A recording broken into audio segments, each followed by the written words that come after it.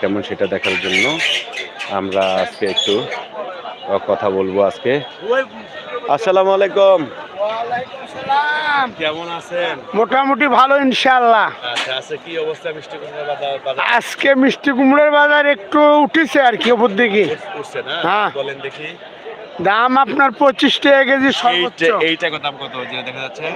এইটা হলো 15 টাকা কেজি। 15 টাকা কেজি। হ্যাঁ। তারপর এইটা 25 টাকা কেজি। এটা 25 টাকা কেজি। হ্যাঁ, আর ওইটা হলো 20 টাকা কেজি দেখেন। ওইটা হলো 20 টাকা। হ্যাঁ, 20 টাকা কেজি।